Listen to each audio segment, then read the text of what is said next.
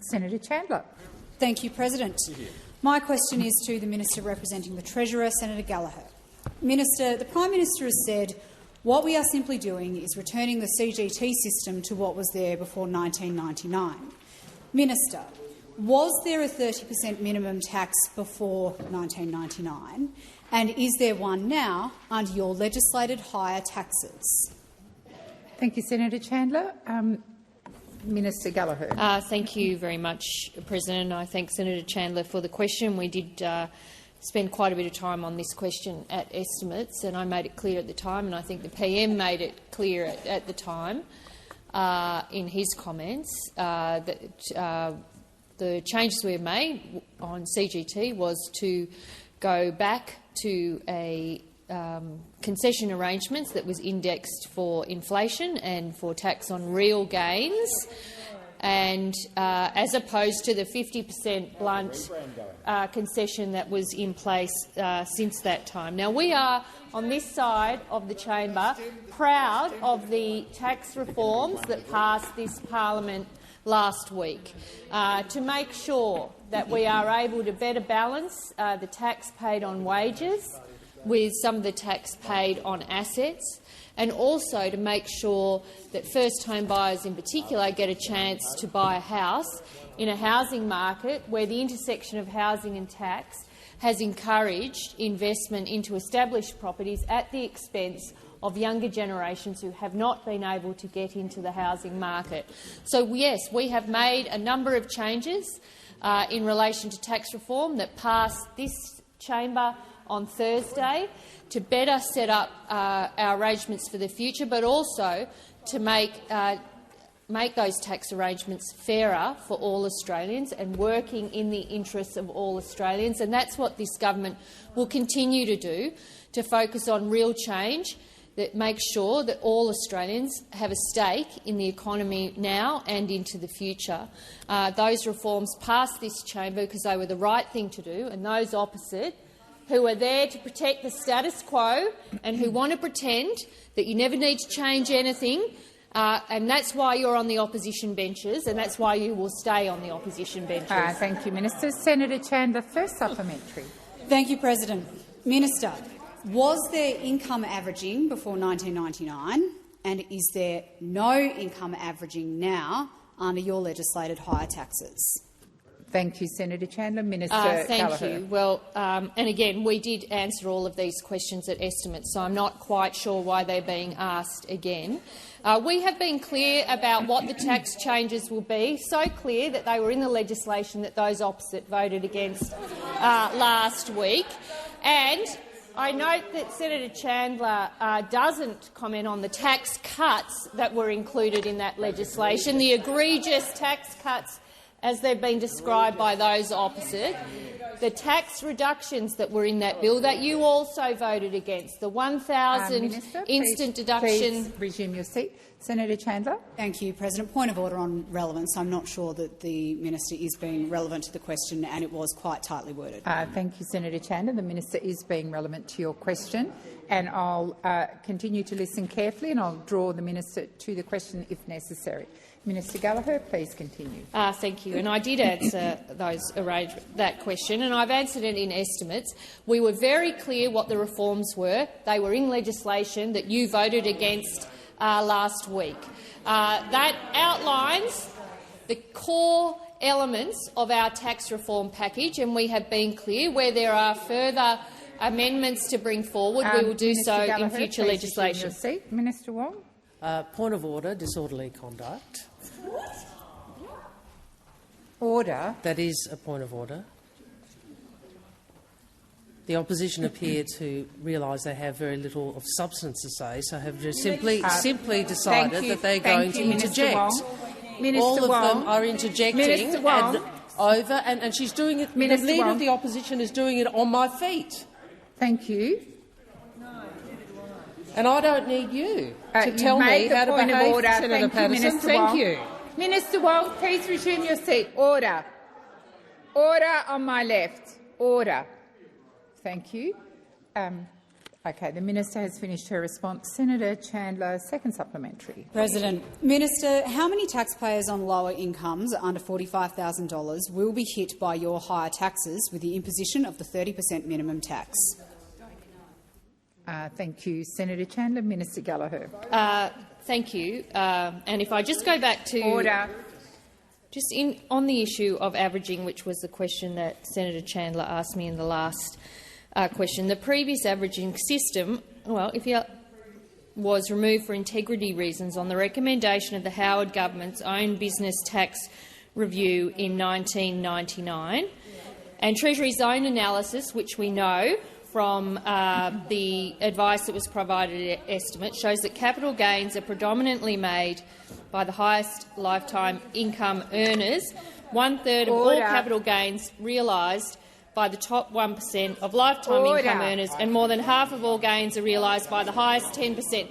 And for those on low incomes, well, I think those who are earning less than $45,000 know that this government over here has sought to reduce the tax being paid, and indeed on the 1st of July there will be further tax cuts for all Australians. Senator Ghosh. Thank you, President. My question is to the Minister representing the Treasurer, Senator Gallagher. On Wednesday, the Albanese Labor government will deliver on its promised tax cuts, so Australians keep more of what they earn. This is the latest in 5 rounds of tax cuts that the government is delivering, which, when fully rolled out, will see the average worker keep up to $2,800 of their wages in their own pockets every year.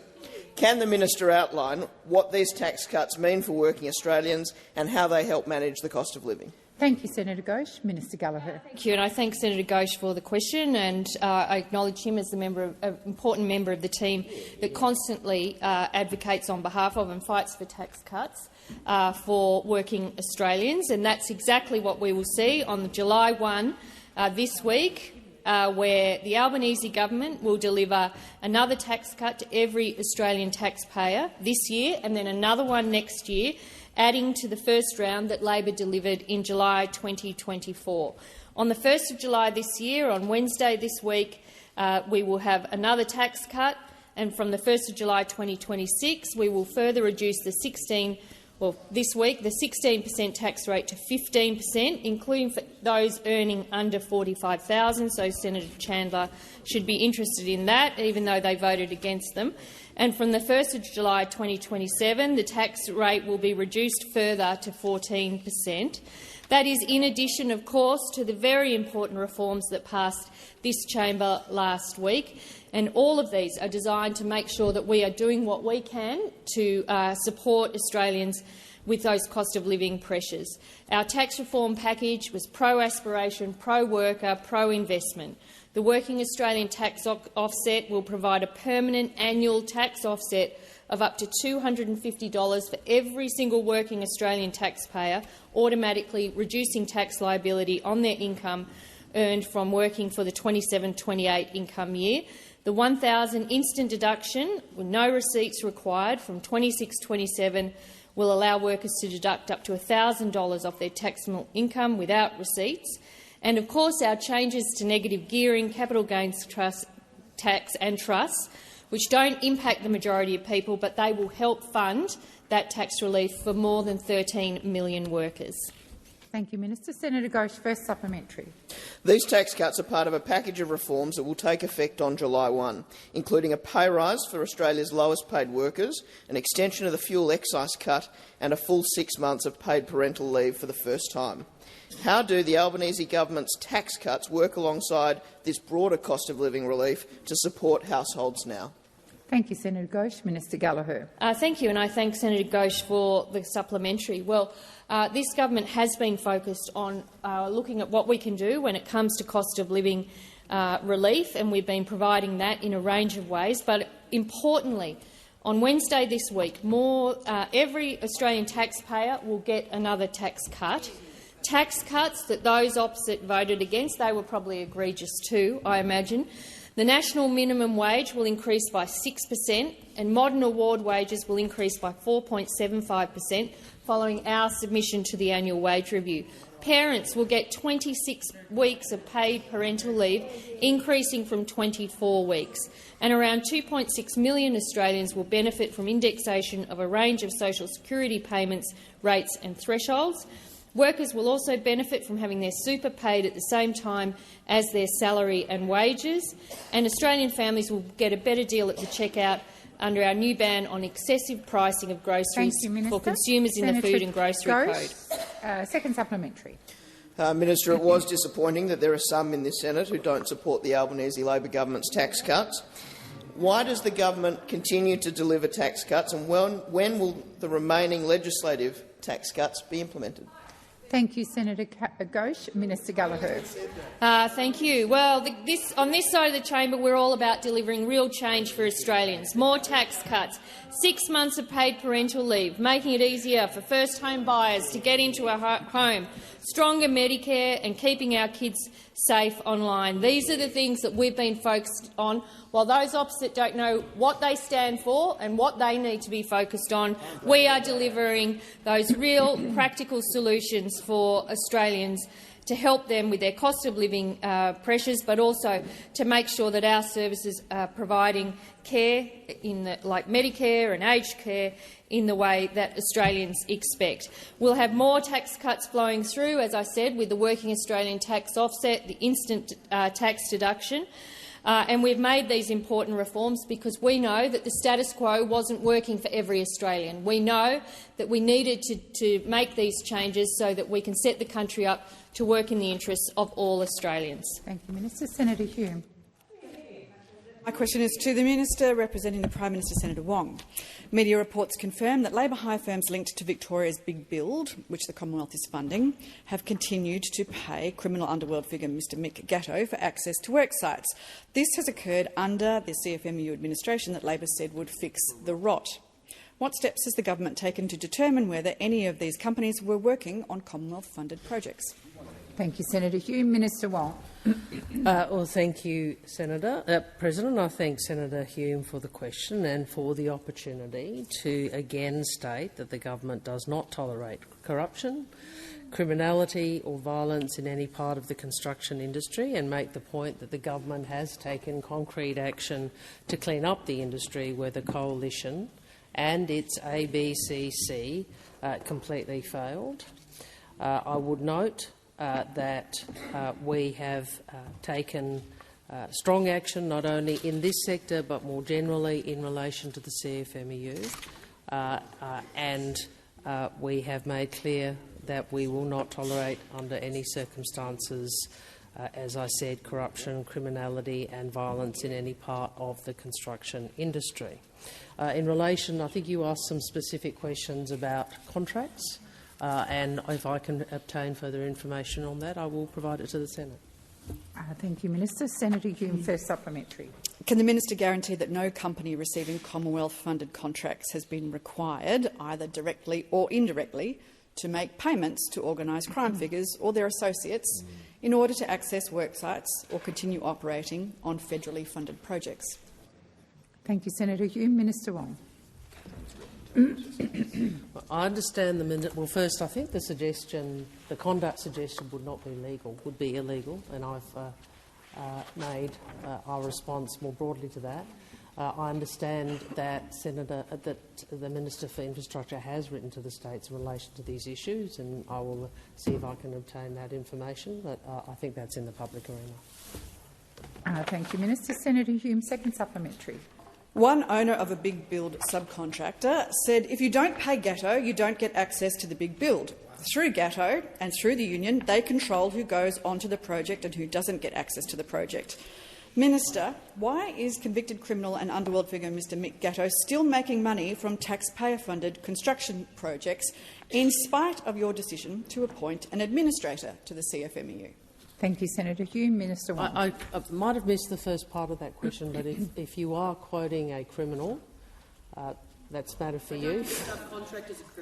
That's the first point. The second point is my recollection is that as a result of the action that the administrator has taken after the decisions that the government has made that... Order. Shall I start again? My recollection is that Mr Gatto is facing charges as a consequence of action taken by the administrator that this government appointed. Right. I also am advised that Minister King has made our expectations extremely clear with state and territory governments. Crime and corruption within the construction industry cannot and will not be tolerated. We have introduced provisions into federal funding agreements to make sure we have strong governance and accountability mechanisms in place on projects that are being funded. Thank you, Minister. Senator Hanson-Young. Thank you, President. My question is to the Minister representing the Minister for Communications, Senator Farrell. Under current rules, streaming services like Kayo and Stan can't show gambling ads between 5 a.m. and 8 p.m. during live sport. Your government's proposed changes to gambling advertising would remove this ban, leaving online streaming services less regulated than they are right now and less regulated than broadcast television. This will simply move gambling advertising dollars to streaming services, where children and their families watching live sport will be bombarded with ads. Senator Farrell, how can your government claim they are taking strong action to tackle gambling ads when this loophole allows for a free-for-all? Good question. Thank you, Senator Hanson-Young. Minister Farrell. Thank Senator Hanson-Young for her question, and I might start by replying by saying that the Albanese Labor government is delivering the most significant gambling advertising reform by any Australian government ever, and we have delivered over $110 million in gambling harm reduction measures in the budget. So I fundamentally reject your proposition that we are not doing enough in this space. But let me tell you about all of the things that the government. Let me tell you all of the. Well, do you want to hear the answer or not? You want to hear the answer? So we're delivering $112 million over 5 years, from 25 through to 26, to address online gambling harms through improved consumer protections, expanded support services and targeted public awareness and education campaigns. These include $39 million over 4 years, from 26 to 27, to expand financial counselling support to maximise availability and the reach of services for individuals and families impacted by gambling harms. $28.7 million over 4 years to improve BetStop by raising community awareness, strengthening data matching systems and enhancing usability to optimise client safety outcomes. $22.6 million over 5 years to implement wagering advertising reform, boost compliance and enforce actions against illegal gambling. Thank you, Minister. The time for answering has expired. Senator Hanson-Young, first supplementary. Thank you, President. Well, I listened carefully to that answer, and it went nowhere to the point that it is going to be easier for gambling ads to be shown on streaming services than it is now. Why is your government letting the online gambling industry and their advertising off the hook? Thank you, Senator Hanson-Young. Minister Farrell. Thank you, President, and thank Senator Hanson-Young for her first question. Well, again, I reject that proposition, Senator Hanson. Well, I mean, maybe you should have listened a little bit better to my first answer, Senator Hanson-Young. Minister, please direct your comments to the Chair. Of course. Thank you, Chair. I outlined in some specific detail all of the things which this government has been doing to establish the proposition that we have delivered the most significant gambling advertising reform by any Australian government ever, with over $110 million in gambling harm reduction measures in this budget. No other government in the history of Australia has done as much in this space as the Albanese government has done in the last budget. The time for answering has expired. Senator Hanson-Young, second supplementary. Thank you. Well, on Friday, millions of Australians gathered in schools, homes, workplaces and pubs around the country to watch the Socceroos play in the World Cup. In the lead-up to the game, they were bombarded with gambling ads while watching the public broadcaster. Will you ban all advertising on our public broadcaster so that people can watch our great sport without being bombarded by gambling ads? Thank you, Senator Hanson-Young. Minister thank you, President, and thank Senator Hanson-Young for her second supplementary question. Look, I did happen to watch that match, and I was very pleased to see that such a large number of South Australian soccer players were performing so well in that game. But look, the gambling reforms that I was talking about before are reforms that, and I can only repeat this, and I'll repeat it every time you ask this question. Senator Hanson-Young. My question was pretty direct. Will the government ban advertising of gambling on the SBS? Yep. Thank you, Senator Hanson-Young. I have been listening carefully, and the minister is being relevant to your question. Minister Farrell. Well, I only can repeat my answer, Senator Hanson-Young, and that is that we have delivered the most significant gambling advertising reform that any Australian government has ever introduced. Thank you, Minister. Senator Darmanin. Thank you, President. My question is to the Minister for Early Childhood Education, Senator Walsh.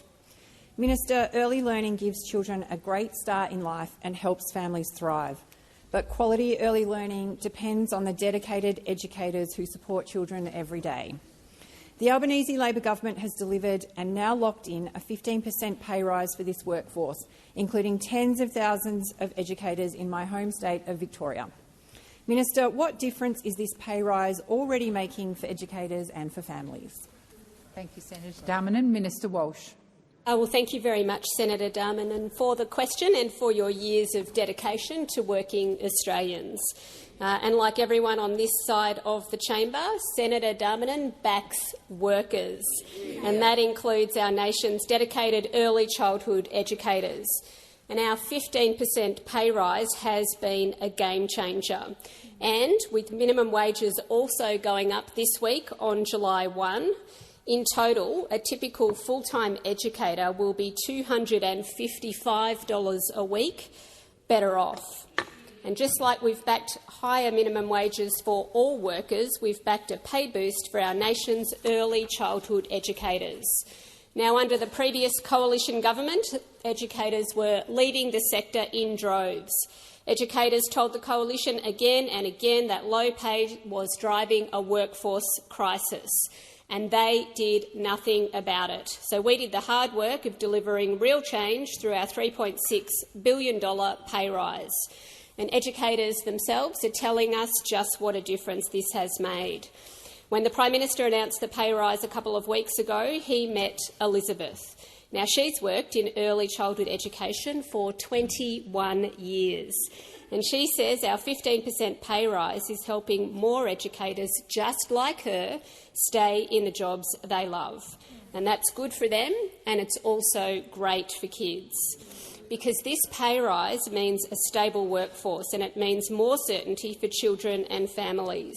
There are more than 200,000 workers just like Elizabeth covered by this pay rise. 200,000 educators, overwhelmingly women.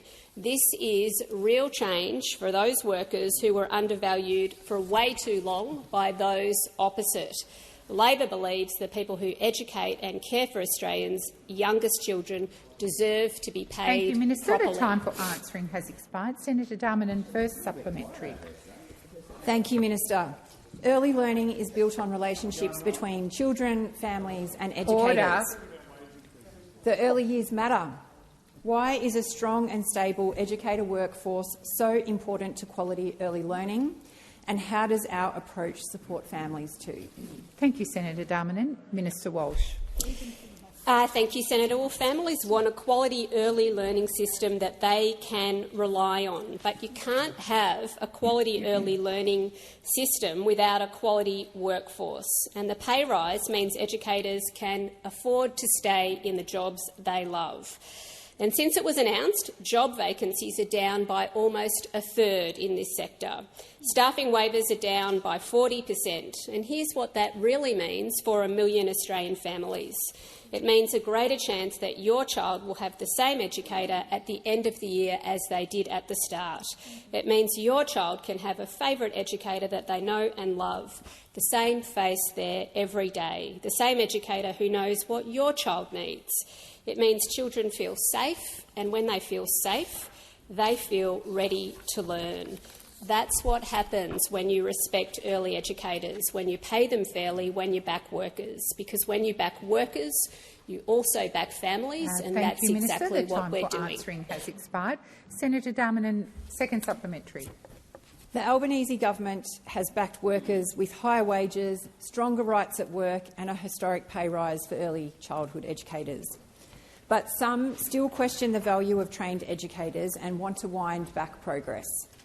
What's at stake if Australia does not back a trained, qualified and respected early learning workforce? Thank you, Senator Darmanin. Minister Walsh. Thank you, President. Well, without this dedicated workforce, quality would suffer in early education. It's unavoidable, and it hurts children, and it hurts the parents who rely on this system while they're at work. So you would think that everyone would back these workers in, but the coalition of chaos over there seems confused. You have One Nation asking, didn't they just get a pay rise, and scratching their heads over why educators even need to be qualified at all. And meanwhile, it seems that when Mr Taylor looks in the mirror, he sees Senator Hanson staring back at him. If he's adopting One Nation's politics, will he also adopt One Nation's policy of questioning whether families even need early childhood education at all? Shame. On this side of the chamber, we back these workers, we back families, and we back the early education and care system that 1 million Australian families need. Thank you, Minister Walsh. Senator Barbara Pocock. My question is to the Minister for Finance, Senator Gallagher. Minister, KPMG's sins are on the public record. They've lied to the parliament multiple times. They've used confidential client information to win new audit work multiple times. They've cheated on exams multiple times. And they've hounded and mistreated a whistleblower. Given all of these ethical and leadership failures, do you believe KPMG should be contracted at $1.3 million, as they are right now, to provide ethics training to the public sector's leaders? Thank you, Senator Pocock. Minister Gallagher. Thank you, President, and I thank Senator Pocock for the question. I acknowledge her work, and Senator Deb O'Neill, Senator Paul Scar, who have been working, and Senator Colbeck in relation to PwC, into looking at ways that the consultancy sector, and in this case in accounting and auditing sector, the behaviour and ethics of some of the companies involved in that. In relation to the contracts that are currently engaged, the public service or the public sector, various entities with KPMG, we have not been made aware of any. Minister, please resume your seat. Senator Pocock. Point of order on relevance. My question was very specifically about a $1.3 million contract to train the senior public service in ethics and leadership. Is it the minister's opinion that that's appropriate? Senator Pocock, the minister went directly to that question. Minister, please continue. Yes, I was just getting to that. And Senator Pocock knows that the contracts which existed prior to Senator O'Neill's contribution in this place to raise concerns that the whistleblower had made were entered into prior to this time. We also have no evidence that any of the unethical behaviour that we have seen raised through the committee that Senator O'Neill chairs has been involved in any of the contracts that exist across government. Senator Pocock sought through through a question I got in the media for me to cancel contracts. Now that is against the law. So Senator Pocock is asking me to break the law because ministers have no role in procurement, none, nor should they. But also, if indeed I did break the law and say that this contract should be cancelled, it would have no legal effect. So that is, I mean, all the grandstanding in the world, Senator Pocock. I cannot do what you're asking me to do. We have a pause with KPMG at the moment that will continue till the review is finished.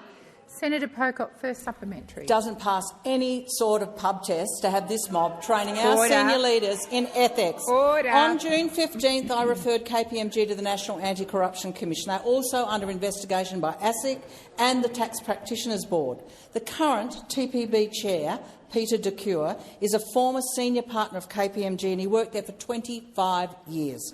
This raises a very obvious conflict of interest. Minister, do you believe that Mr Peter Dacure, a former KPMG partner, should recuse himself from the current TPB investigation of KPMG? Has expired. Minister Gallagher. Well, I would expect the TPB, with which you have had extensive dealings with Senator Pocock, would manage any perceived or potential conflict of interest, as is appropriate, as we would expect any public authority, in fact any executive team, to manage. I would expect that the Tax Practitioner Board does exactly that. In relation to KPMG and the action that we have taken, we have a review underway that has been headed up by Dr Ian Watt, who is going to undertake that review to look across government at the contracts that exist with KPMG. We are extremely concerned and disturbed by what we have read around the whistleblowers' allegations and indeed the admissions by KPMG. And I thought Senator O'Neill's committee, which sat late Friday week ago, was very enlightening into some of the behaviour that's been undertaken, and we will be looking closely at that and the review when it comes in. The time for answering has expired. Senator Pocock, second supplementary. Two of the Big Four firms have now shown us extraordinary unethical behaviour, and we're on a third parliamentary inquiry, as you've just referred to, into the Big Four firms. We know what is needed. There is a cross-parliamentary agreement. We've got the evidence agreement on what needs to be done. Now time for Labor to act and properly regulate these huge firms. Will you commit to the structural reforms we know we need for these huge partnerships, holding them accountable to the same tax, transparency and whistleblower standards as corporations? Thank you, Senator Pocock. Minister Gallagher. Thank you. Well, there's a number of areas there. Indeed, the inquiry that's underway, the review that's happening under my portfolio by Dr Ian Watt, the Assistant Treasurer, Dr Molino, is also undertaking and has released a discussion paper or is in the process of it, I think imminent if it hasn't been released, to look at these issues, and we keep them under active consideration. Thank you, Minister. Senator Nampijinpa-Price, first up.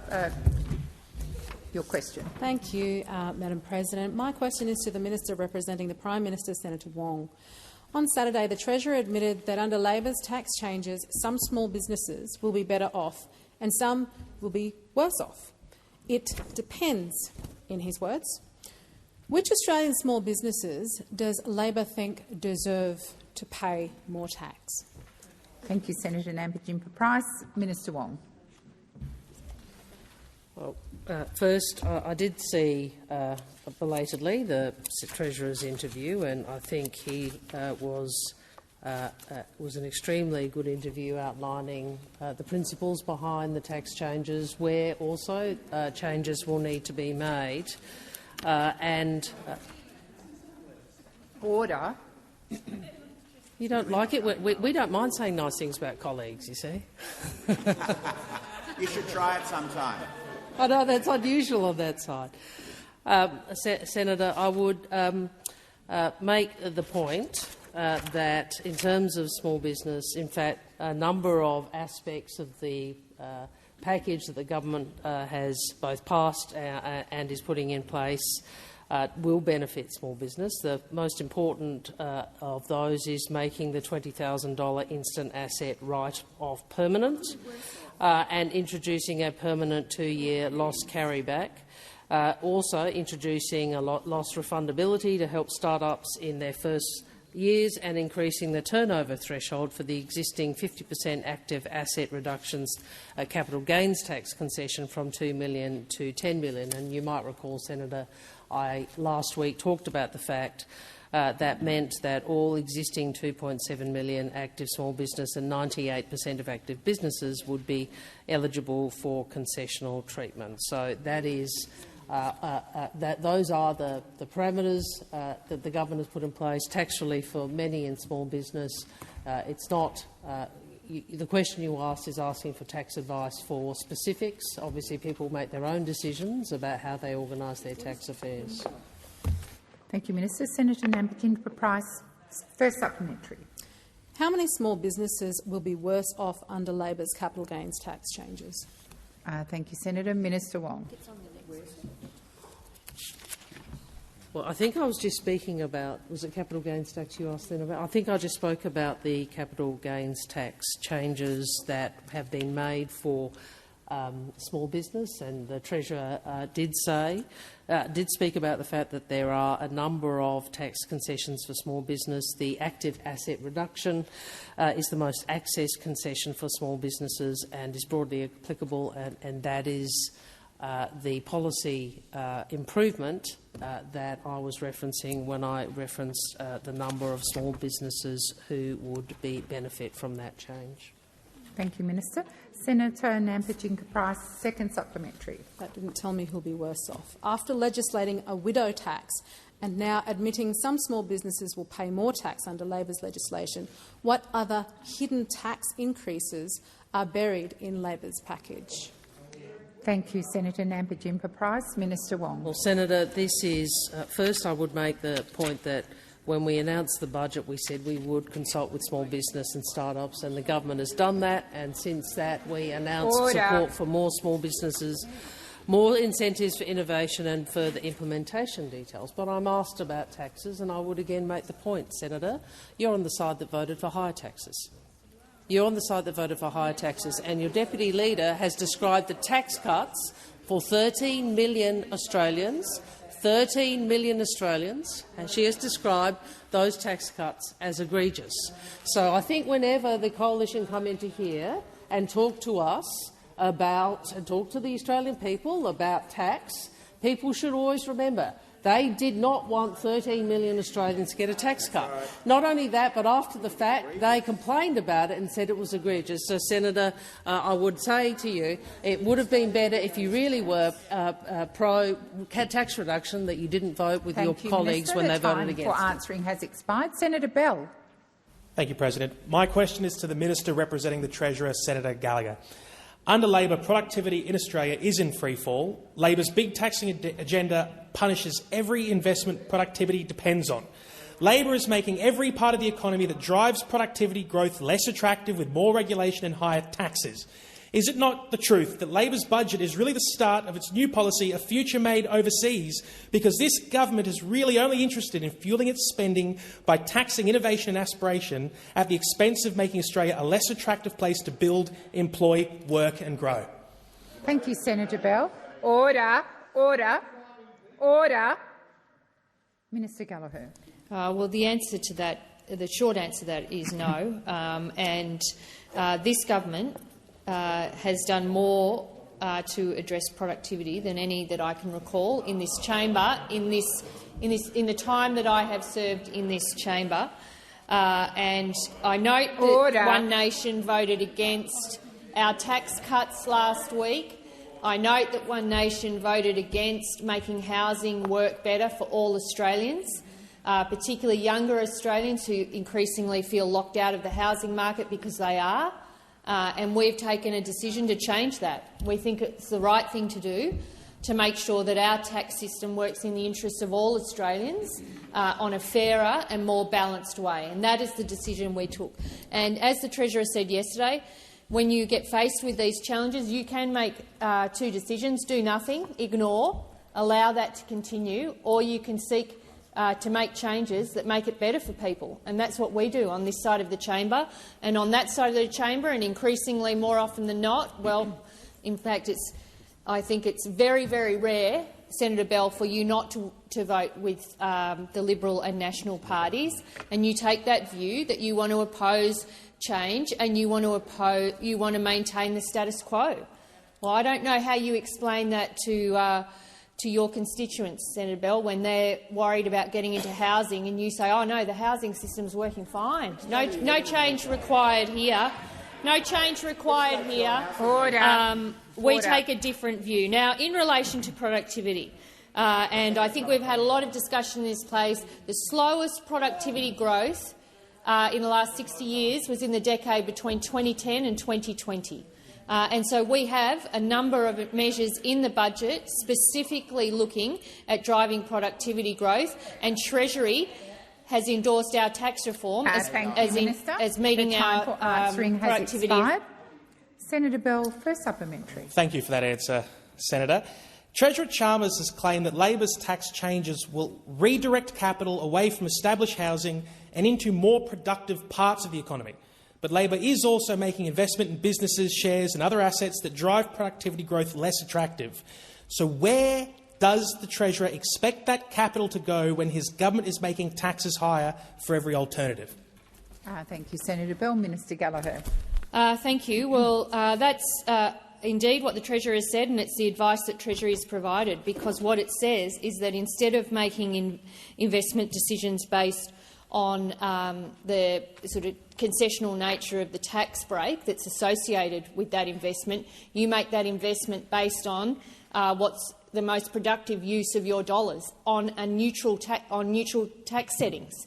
That is, that all the tax settings remain neutral, so therefore you're making decisions on what's the most productive use of that investment. At the moment, what we're seeing, and it's clear in budget paper 4 of budget statement 4 of BP1, that what we're seeing and have seen since 1999 is investment dollars going into established property for the nature of the return that can be generated there. And what the consequence of that is that first-home buyers have been squeezed out of the housing market, and you want that to continue. And we don't think that's right. Thank you, Minister. Senator Bell, second supplementary. Can the minister actually name a single productive industry that is now not going to be taxed higher under this bad Labor budget? You say the money will be redirected. Well, name one industry that's going to benefit. And I'd just be careful, because the industry are listening, the Australians who work in these industries are listening. So can you just name one industry that you say is going to have that money directed to it? Thank you, Senator Bell. Minister Gallagher. Of course, the tax reform include a range of other measures, $3.8 billion of investment into businesses, so the R&D tax incentive, the venture capital arrangements, the instant asset write-off, a whole range of areas in this tax reform package that are about investing in innovation, dynamism and supporting investment, all of those. And I would also say that what we've done here is make sure that working Australians, those that earn their income through wages, are getting a better deal through tax cuts. And it's right, Senator Bell, that if you earn your income through wages, why should you be paying more than someone who earns their income from assets? Why? What we're doing is making sure that it's a much fairer system. Please resume your seat, Senator Bell. Point of order relevance. I'm still waiting to hear the actual industry. Thank you. Can you name the industry? Thank you, Senator Bell. The minister is being relevant, and I'll continue to listen carefully. Well, all of those areas that I talk about innovation and dynamism occur across the economy. It's all areas, Senator Bell. I know you don't agree with it. I know you don't agree, but that's the case, and they're the facts, and that's the budget we handed. I advise the chamber that Senator Babet has passed his question to Senator Roberts. Senator Roberts. Thank you, President. My question is to the Minister for Finance, Senator Gallagher. Last week I moved an amendment which would have introduced indexation of tax brackets to protect against bracket creep, which is where inflation-driven pay rises push workers into the higher tax bracket and they wind up paying more tax on their pay packet. While this government adjusted tax brackets several years ago, the high inflation under your government has since negated the benefit. Australians are now no better off than they were in 2022, paying 17.7% of the average wage in tax. The pay rises coming through next week will be the start of bracket creep, making people worse off than in 2022. Minister, why won't this government support indexation of tax brackets, or are you happy to see workers paying more tax than when you came to power? Thank you, Senator Roberts. Before I call the minister, order. I remind the chamber that Senator Roberts has the right to ask his question in silence. Minister Gallagher. Thank you, President. I thank Senator Roberts for the question. And Senator Roberts, you and your party last week voted against tax cuts for working people. And I would be more generous if your voting record hadn't consistently voted against working people, where you voted against penalty rates reform, when you voted against energy bill relief, when you've voted against housing investments, programs like Help to Buy that are actually helping low-income Australians into housing. The reality of the way the right-wing parties vote and then the concerns they raise, the disconnect, but the concerns they raise in question time is astounding. It's astounding. You voted against tax cuts just last week. And every time, I think you voted against the Stage 3 tax cuts from memory as well, where we ensured— Minister, please resume your seat. Senator Bragg, I've called order about 4 times. That does include you. Now, either listen in silence or I invite you to leave the chamber. Minister, please continue. So every time we have sought to bring and provide tax relief in this chamber, One Nation and the Conservative right-wing parties in Australia voted against it. Now, we are absolutely enthusiastic, and I have heard the Treasurer say this a number of times, about returning bracket creep.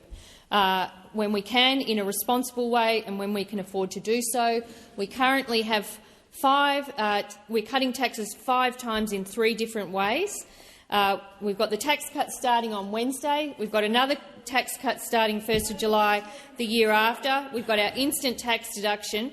We've got the tax cuts that came in on the 24th of in 2024, and we have the Working Australian tax offset. These are all ways that we are making the tax system work better for working Australians. And in addition to that, we've got all our investments into Medicare and cheaper medicines that we continue to roll out to help people with cost of living pressures. Senator Roberts, first supplementary. Thank you, Minister. Since 2022, real wages have gone backwards 2.2%, with underlying inflation running at 3.6% and rising. Next week's national wage increase will not make up for what workers have lost since Labor came to power. Workers are forever playing catch-up, never getting ahead. Minister, will you accept the only way to properly restore workers' incomes is to cut taxes and put more money back in people's pockets? Thank you, Senator. I have order. Order. Minister Gallagher. Thank you, President. That's exactly what the government is doing. We are cutting taxes to put more money in people's pockets. We are supporting wage increases and have done so consistently since coming to government. And real wage outcomes were growing and have had a 3 in front of it for the first time in a decade since we came to government, because we on this side of the chamber understand how important wage increases are every year to make sure you can balance the household budget. Now, when inflation is higher than we would like, and we can see that in the budget papers, wages don't grow as fast as we would like, and that's why we have been so supportive of the annual wage claims and why we've consistently done everything we can, including in aged care and early education and care, to give those workers the pay that they deserve, something that had been ignored for the decade before we came to government. Thank you, Minister. Senator Roberts, second supplementary. Thank you, Minister. this government is raking in more tax than when you came to power, from 29.7% of GDP rising to 30.2%, with tax on increased corporate profits in the lead. As tax bracket creep cuts in, from July 1, workers will be getting taxed more. Today you are increasing the fuel excise, which will hurt everyday Australians, particularly families. Minister, why did Labor turn your backs on workers to become the party of big business, and was this a cunning plan to make the Liberals look irrelevant? Thank you, Senator Roberts. Minister Gallagher. Order. Order. They don't need any help in looking irrelevant right now, Senator Roberts. Even if we were wanting to help them, they're doing a pretty good job on their own.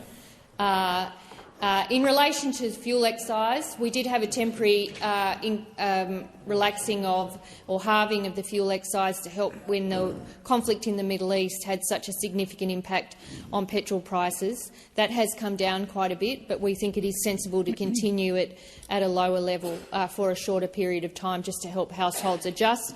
But at the same time, we continue to roll out all our cost of living help, whether it be tax cuts, whether it be our tripling of the bulk billing rate, our lowering the price of medicines. All of these areas are targeted to make sure that people can deal with some of those household pressures that we know they have to manage. And what they know is that this government works 24 hours a day, 7 days a week to work through all of the ways that we can help households with those cost of living pressures, and we will continue to do so. Thank you, Minister. Senator Dean Smith. Thank you very much, President. My question is to the Minister representing the Prime Minister, Senator Wong. The government says around 4,000 self-managed super fund property loans are written each year.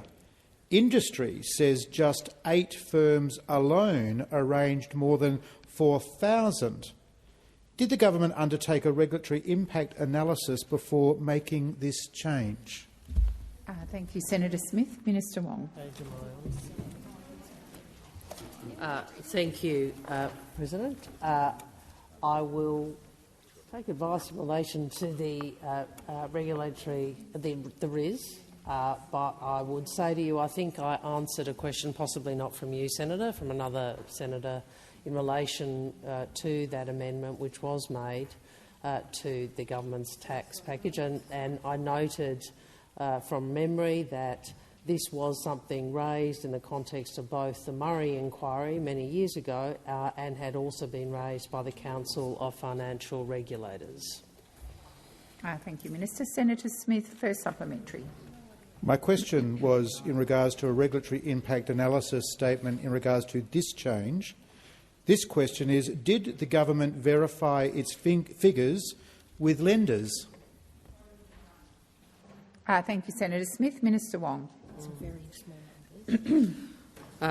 Well, the advice I have is the Treasury advice that I referenced last week. This is a very small number of new borrowings each year, and the advice I have been given by the Treasury is that less than 10% of self-managed super funds have one of these arrangements for residential property. Obviously, there are transitional arrangements in place which will mean those will be unaffected. The advice that I think I gave the chamber, provided to the chamber last week, was that less than 1% of total residential property borrowing and less than 0.5% of new residential borrowing each year fell into the category of limited recourse borrowing arrangements. Thank you, Minister. Senator Smith, second supplementary. Thank you very much. Isn't this confusion exactly what happens when Labor governments write tax policy to satisfy the Australian Greens political party instead of listening to industry experts? Thank you, Senator Smith. Minister Wong. Well, Senator, I'd make a couple of points. The first is I again remind you that the Murray inquiry said, and I quote, direct borrowing by superannuation funds is inconsistent with the objectives of superannuation to be a savings vehicle for retirement income.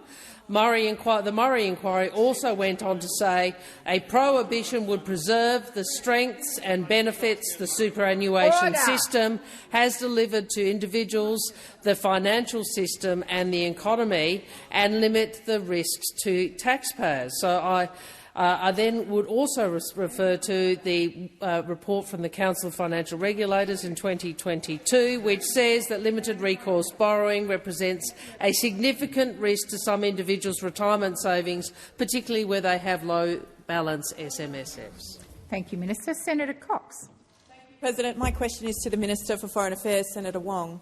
Minister, today the Prime Minister Anthony Albanese and Prime Minister Napat of Vanuatu signed a new treaty, the Vanuatu-Australia-Nakamal Agreement, here in Canberra. As the Minister has previously said, this agreement will transform the relationship between our two countries. Could the Minister explain what this treaty means for Australia and how it helps further secure Australia's place in our region? Thank you, Senator Cox. Minister Wong. Thank you, Senator Cox, for her question. And she asked what this treaty means and how it helps further secure Australia's place in our region. And I would say that this treaty is transformative for Australia and Vanuatu and for our region. And today we welcome Prime Minister Napat, Foreign Minister Ati and the Vanuatu delegation to Australia. Our countries share a deep and enduring partnership based on mutual respect, shared values and a common vision for our region. And today we have elevated that partnership through the Nakamal Agreement, an agreement which supports Vanuatu's development aspirations and economic transformation and, crucially, strengthens the security of our region. The Nakamal Agreement has come about thanks to the leadership of Prime Minister Napat and Prime Minister Albanese, and that is why we now have this important treaty which the Prime Ministers signed today. It sets out an enduring framework to strengthen our links and cultural connections, recognises Australia's role as Vanuatu's closest economic partner, security partner and development partner. In Vanuatu, the Nakamal is the place where chiefs and leaders come together to talk, to resolve issues, to work out the way forward, where decisions are made with mutual respect, trust and understanding. And this agreement reflects that Pacific security belongs to and is the responsibility of the Pacific family. The agreement confirms our role as Vanuatu's primary policing partner and that Vanuatu will not allow any foreign military bases or infrastructure in its territory and will keep its critical infrastructure free from militarisation and any form of foreign interference. With the signing of this agreement, the Albanese government has taken the next major step in our partnership with Vanuatu and our collective aspiration for a peaceful, stable and prosperous Pacific. Senator Cox, first supplementary. Thank you very much, President. The Albanese Labor government has strengthened every single one of our relationships in the Pacific, and with the signing of the Nakamal Treaty being the latest step in this. How does the government's approach to strengthening our standing in the region make Australians safer and more secure in an increasingly contested world? Thank you, Senator Cox. Minister Wong. Thank you to the Senator. Thank you, President. And I have said that Australia must navigate a world which is more divided and more contested. I think we can all see that. Strong regional relationships make Australia and Australians more secure. Unfortunately, we lost a decade in the Pacific when the right-wing parties were last in power. They neglected our region, they elected the Pacific, they mocked their priorities and they failed to show up when it matters. And now Australia does face a permanent contest in the region. From day one, we have been listening, consulting and responding to Pacific priorities. I travelled to every Pacific Islands Forum member in my first year as Foreign Minister. There has been regular engagement from the Prime Minister, from Minister Conroy, from the Deputy Prime Minister and many other ministers as well, including Senator Green. We've invested in rebuilding our relationships and we are restoring Australia's standing as a partner of choice for the region, and today's agreement is a demonstration of that. Second supplementary. Thank you very much, Minister, for that wonderful answer and also for your amazing work alongside others in the Cabinet, in particular mention to Senator Green as well for her work. As you have outlined, Minister, the Albanese Labor government has worked closely with those in our region, helping to deliver on their priorities and advancing our collective interests. What has helped Australia to engage constructively in the region, and what threats are there to this positive and collaborative approach? Thank you, Senator Cox. Minister Wong. Well, we are making transformational breakthroughs in partnership with the Pacific in the region, and that fundamentally begins with mutual respect and the recognition that we are all members of the Pacific family. And that respect stands in contrast to the disrespect that we saw of the Pacific by the Coalition over a decade. I mean, people still remember when Mr Dutton and Mr Morrison joked about water lapping at the door. And of course, we also have the Coalition, current Liberals wanting to team up with One Nation, who disrespect Pacific leaders with slurs. Put simply, a stronger, safer, sovereign Pacific is good for Australia and it is good for our region, and that is why we have agreements like the Puk Puk Alliance with Papua New Guinea, the Whalapili Union with Tuvalu, the Nauru-Australia Treaty, and now the Nakamal Agreement with Vanuatu. Senator Colbeck. Thank you, President. My question is to the Minister representing the Treasurer. On the 19th of March, I forwarded a letter from Tas farmers and wrote to the Treasurer expressing concern of the market distortion being created by the subsidisation of the purchase of the 22,000-hectare irrigated dairy and beef farm Rushy Lagoon by the Clean Energy Finance Corporation to a foreign investment company to convert that property to growing trees to store carbon to provide offsets for foreign companies. Minister, as of today, Tas farmers have received no response from any member of the government, not the Treasurer, not the Ag Minister, who also has an interest. Why hasn't Tas farmers received a response, and when will they? Thank you, Senator Colbeck. Minister Gallagher. Thank you, President, and I thank Senator Colbeck for the question. I would have to take that on notice, Senator Colbeck. I am not aware of the issue or where the response to that letter may be, but I undertake to find out from the Treasurer's office and come back to you. Thank you, directly. Minister. Senator Colbeck, first supplementary. Thank you, President. Minister, on the 11th of May, I also wrote to the Treasurer and to you expressing my concerns in the same sentiment about this market-distorting dud deal. My letters have also been ignored by the government. When will the government respond to the broad concerns expressed about this dud market-distorting deal? Thank you, Senator Colbeck. Minister Gallagher. Well, Order. No one's ignored your correspondence, Senator Colbeck. I will undertake, and it may be that it. Order. I actually don't recall where that response is up to, and I will undertake to come back to Senator Colbeck directly with any further information. Thank you, Minister. Senator Colbeck, second supplementary. Thank you for that answer, Minister. Why won't the government just say no to this dud market-distorting deal that benefits foreign companies rather than Australian food production and is clearly not in the Australian interest?